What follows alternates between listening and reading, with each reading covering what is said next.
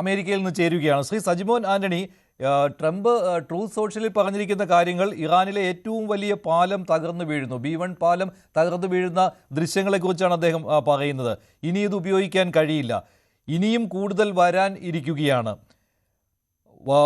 വൈകും മുമ്പ് കരാറുണ്ടാക്കാനുള്ള ഇറാൻ്റെ സമയമാണിത്. ഇറാനിൽ അവശേഷിക്കുന്നവ തകർക്കാൻ US ഇതുവരെ തുടങ്ങിയിട്ടില്ല. പാലങ്ങളാണ് ഇനി ലക്ഷ്യം. പിന്നീട് വൈദ്യുത നിലയങ്ങൾ ആക്രമിക്കും. ഇതാണ് ട്രൂത്ത് സോഷ്യലിൽ ട്രംപ് കുറിച്ചിരിക്കുന്നത്. എങ്ങോട്ടാണ് ട്രംപിൻ്റെ പോക്ക്? അതിനിടയ്ക്ക് ഒരു കരസേനാ മേധാവിയെ അല്ലേ പുറത്താക്കി എന്നുള്ള റിപ്പോർട്ടും അമേരിക്കയിൽ നിന്ന് വരുന്നുണ്ടല്ലോ. മഞ്ജുഷ, തീർച്ചയായിട്ടും എസ്കലേറ്റ് ടു ഡി എസ്കലേറ്റ് എന്നൊരു സ്ട്രാറ്റജിയിലാണ് യുഎസിന്റെ പാത്ത് എന്നാണ് എനിക്ക് തോന്നുന്നത്. കാരണം ഇന്ന് യുദ്ധം ഇന്ന് 5 ആഴ്ച കഴിയുമ്പം എവിടെയാണ് നിൽക്കുന്നതെന്ന് പെട്ടെന്ന് നമ്മൾ ഫ്ലാഷ് ബാക്ക് ആയിട്ട് തിരിഞ്ഞു നോക്കിക്കഴിഞ്ഞാൽ 4600-ലധികം ആൾക്കാർ മരിക്കുകയും മില്യൺസ് ഓഫ് ആൾക്കാർ ഇതാകുകയും ചെയ്യുന്ന ഒരു സ്ഥിതിവിശേഷത്തിലാണ് എത്തിയിരിക്കുന്നത്.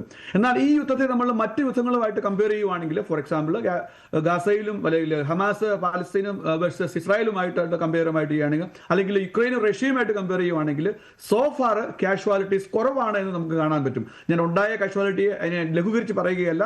ഓരോ മരണവും അത് നമുക്ക് അത് എന്താ പറഞ്ഞത് അപലപനീയമാണ്, അല്ലെങ്കിൽ നാശനഷ്ടങ്ങൾ വരുന്നതിന് നമുക്ക് തീർച്ചയായിട്ടും നമുക്ക് ഒപ്പോസ് ചെയ്തേ പറ്റത്തുള്ളൂ.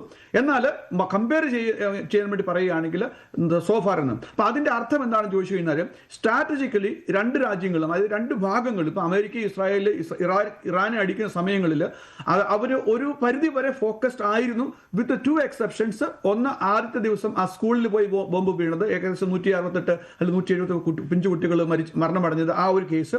രണ്ടാമത്തേത് ഇൻഫ്രാസ്ട്രക്ചറിന് ഇപ്പൊ ഈ പാലം തകർക്കുന്ന ഈ ഒരു കേസ് ഒഴിച്ചു കഴിഞ്ഞാൽ റിലേറ്റീവ്ലി ഒരു 98% അല്ലെങ്കിൽ 99% ഫോക്കസ്ഡ് ആയിരുന്നു എന്ന് വേണം നമുക്ക് കാണാനായിട്ട്. പക്ഷേ ഇനി അങ്ങോട്ട് കൂടുതൽ പാലങ്ങൾ തകർക്കുമെന്ന മുന്നറിയിപ്പ് വരുന്നത് ഒരു യുദ്ധക്കുറ്റമായി പോലും കണക്കാക്കാവുന്ന ഒന്നാണല്ലോ. പാലങ്ങൾ മാത്രമല്ല, അതിന് പിന്നാലെ ഇറാനിലെ വൈദ്യുത നിലയങ്ങളും തകർക്കുമെന്നാണ് ഭീഷണി മുഴക്കിയിരിക്കുന്നത്.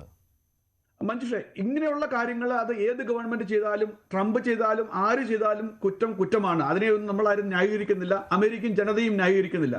ഇതിനകത്ത് എടുത്തു പറയാനുള്ള ഒരു കാരണം, 11% റിപ്പബ്ലിക്കൻസ് ആണ് ഈ യുദ്ധത്തെ പോലും ഫേവർ ചെയ്യുന്നത്. അപ്പം ട്രംപിന്റെ കട്ടയ്ക്കുള്ള സപ്പോർട്ടേഴ്സിന്റെ പോലും 11% മാത്രമാണ്, വളരെ നാമമാത്രമായ ആൾക്കാരാണ് ഈ ഒരു യുദ്ധത്തെ സപ്പോർട്ട് ചെയ്യുന്നത് എന്ന് നമുക്ക് നോക്കിക്കാണിട്ടിരിക്കുന്നു. Which means majority, super majority of Americans ഈ യുദ്ധത്തിന് എതിരാണ്. എല്ലാവരും പറയുന്നത് ഇത് ട്രംപിന്റെ, അമേരിക്കയുടെ യുദ്ധമല്ല, ഇത് ഇസ്രായേലിന്റെ വാർ അമേരിക്ക കടമെടുത്തതാണ്, അല്ലെ അമേരിക്ക പോയി ചെന്നു ചേർന്നാണ്, ട്രംപ് പോയി ചെയ്തതാണ് എന്നാണ് പറയുന്നത്. അപ്പൊ അത് ചേർത്ത് പറയുമ്പോൾ നമ്മൾ ഒരു കാര്യമുണ്ട്, കഴിഞ്ഞ 47 വർഷമായിട്ട് ഇറാനിൽ നടന്ന അടിച്ചമർത്തലും മറ്റു കാര്യങ്ങളും, കഴിഞ്ഞ മാസം 2 മാസം മുമ്പ് നടന്ന ഏകദേശം 40,000 അതിൽ ആൾക്കാരെ അടിച്ചമർത്തി കൊല്ലപ്പെട്ടതും കാര്യങ്ങളും നമ്മൾ എടുത്തു പറയേണ്ടിയിരിക്കുന്നു. അപ്പൊ എവിടെയാണ് എൻഡ് എന്ന് ചോദിച്ചു കഴിഞ്ഞാൽ, അപ്പൊ ട്രംപ് പറയുന്നത് 47 വർഷമായിട്ട് ആർക്കും ഇങ്ങനെ ഒരു തീരുമാനം എടുക്കാൻ പറ്റിയില്ല, എന്നാൽ ഇപ്പൊ എനിക്കൊരു തീരുമാനം എടുക്കാൻ പറ്റി, അതുകൊണ്ട് ഈ ഒരു ഡിസ്ട്രക്റ്റീവ് ഗവൺമെന്റിനെ പറഞ്ഞു വിടാനായിട്ട് ഇതല്ലാതെ വേറൊരു മാർഗമില്ല എന്നുള്ള ഒരു പ്ലേ ബുക്കാണ് ട്രംപ് പ്ലേ ചെയ്യുന്നത്. ഇവിടെ 5 വർഷം മുമ്പേ പറഞ്ഞു പോണക്ക് അമേരിക്കയിൽ ഇപ്പോൾ ഒരു ഫയറിംഗ് സീസൺ കൂടിയാണ്. അതായത് ഈ കഴിഞ്ഞ ടേമിലെ ട്രംപിന്റെ അഡ്മിനിസ്ട്രേഷനും ഈ ടേമിൽ വെച്ച് നോക്കുകയാണെങ്കിൽ, കഴിഞ്ഞ ടേമിൽ 3 മാസം തുടങ്ങി അദ്ദേഹം കൊണ്ടുവന്ന മിക്കവാറുമുള്ള ആൾക്കാരെ 3 തൊട്ട് 6 മാസം മുതൽ ഒട്ടനവധി ആൾക്കാരെ ഫയർ ചെയ്യുന്ന സിറ്റുവേഷൻ കണ്ടിരുന്നു. എന്നാൽ ഇത്തവണ കുറെ കൂടെ ലോയലായിട്ടുള്ള ആൾക്കാരാണ് അദ്ദേഹം കൊണ്ടുവരുന്നത് ട്രംപ് 2.0-ലേക്ക്. എന്നാൽ 1 വർഷമായിട്ട് അത് കണ്ടില്ലായിരുന്നു, എന്നാൽ അത് തുടങ്ങി കഴിഞ്ഞിരിക്കുന്നു. കഴിഞ്ഞ ആഴ്ച നമ്മൾ ക്രിസ്റ്റീൻ നോം, ഇന്റീരിയർ സെക്രട്ടറിയെ ഫയർ ചെയ്യുന്നത് കണ്ടു. ഇന്നലെ പാം ബോണ്ടി, അറ്റോർണി ജനറലെ US അറ്റോർണി ജനറലെ ഫയർ ചെയ്യുന്നത് കണ്ടു. അതോടൊപ്പം എടുത്തു പറയേണ്ടത് അമേരിക്കയുടെ chief of army general Randy George, അദ്ദേഹത്തെ ഫയർ ചെയ്തു. അപ്പൊ അങ്ങനെ ഒരു ഫയറിംഗ് സീസണിലൂടെ അമേരിക്കയിൽ നടക്കുന്നുണ്ട് എന്നോട് പറയാൻ ആഗ്രഹിക്കുന്നു. അപ്പൊ അത് എങ്ങോട്ടാണ് പോകുന്നതെന്ന് ചോദിച്ചു കഴിഞ്ഞാൽ, ട്രംപിന്റെ ആശയങ്ങളോട് അല്ലെങ്കിൽ അഭിപ്രായങ്ങളോട് എതിര് പറയുന്ന, അല്ലെ എതിര് നിൽക്കുന്ന അവരെ ഈ അഡ്മിനിസ്ട്രേഷൻ മാറ്റുക എന്നുള്ളൊരു സ്ട്രാറ്റജിയും കൂടെ ഈ ഒരു സമയത്ത് ഇവിടെ നടക്കുന്നുണ്ട് എന്നാണ് എനിക്ക് തോന്നുന്നത്. Again coming back to the original point, ഇത് ഒരു എസ്കലേറ്റ് ഡി എസ്കലേറ്റ് സ്ട്രാറ്റജിയാണ്. കാരണം 60 ദിവസമാണ് യുണൈറ്റഡ് സ്റ്റേറ്റ്സ് ഗവൺമെന്റിന്റെ അല്ലെങ്കിൽ ട്രംപ് അഡ്മിനിസ്ട്രേഷന് ഒരു എക്സിക്യൂട്ടീവ് ഓർഡർ വെച്ചുകൊണ്ട് ഇങ്ങനെ ഒരു യുദ്ധത്തിലേക്ക് പോകാനുള്ള ലിമിറ്റ്. ആ 60 ദിവസത്തിലേക്ക് ഇനി ഏതാനും ആഴ്ചകൾ മാത്രമേ ബാക്കിയുള്ളൂ എന്നൊരു യാഥാർത്ഥ്യം ട്രംപ് അഡ്മിനിസ്ട്രേഷനുണ്ട്.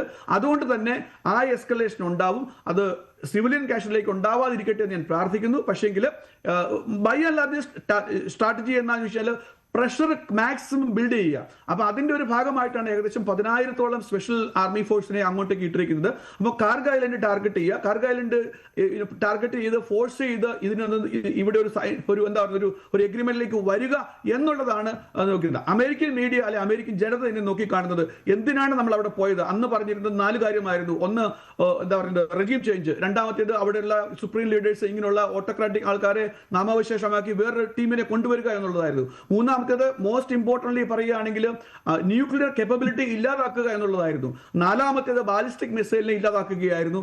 അങ്ങനെ നോക്കുകയാണെങ്കിൽ ഈ 3-4 ഒബ്ജക്റ്റീവിനകത്ത് എന്തുമാത്രം നേടി എന്ന് ചോദിച്ചു കഴിഞ്ഞാൽ പാർഷ്യൽ വിജയം എന്ന് മാത്രമേ പറയാൻ പറ്റത്തുള്ളൂ. അന്ന് പറയുമ്പോൾ നിങ്ങൾ ഇവിടെ ഒരു ഓണസ്റ്റ് ആയിട്ടുള്ള ഒരു ആൻസർ ആണ് ഞാൻ പറഞ്ഞത്. ഒരു പാർഷ്യൽ വിക്ടറി അല്ലെങ്കിൽ പാർഷ്യൽ ഒബ്ജക്റ്റീവ് നേടി. അതുകൊണ്ട് തന്നെ ട്രംപ് അഡ്മിനിസ്ട്രേഷൻ പ്രഷറിലാണ് എന്നുള്ള കാര്യത്തിൽ സംശയമില്ല. ശരി. ഞാനിപ്പോൾ ശ്രീ മോഹൻ വർഗീസ്, ഇപ്പോൾ 5 ആഴ്ച കഴിഞ്ഞു എന്ന് പറയുമ്പോൾ 35 ദിവസം പിന്നിടുകയാണ്. ഇനി 3 ആഴ്ച മാത്രമേ ബാക്കിയുള്ളൂ. ഇനിയിപ്പോൾ യുദ്ധം ഈ ഒരു ആക്രമണം അവസാനിപ്പിക്കുവാനായിട്ട് ചിലപ്പോൾ നിർബന്ധിതനായേക്കാം ഡൊണാൾഡ് ട്രംപ്. 2 ആഴ്ച കൂടി നീളുമെന്നൊക്കെ രീതിയിലുള്ള പ്രതികരണങ്ങൾ അദ്ദേഹത്തിൻ്റെ ഭാഗത്തുനിന്ന് പലതവണയായിട്ട് ഉണ്ടാകുന്നുമുണ്ട്. കൂടുതൽ വാർത്തകൾക്ക് news 18 Keralam YouTube channel subscribe ചെയ്യുക.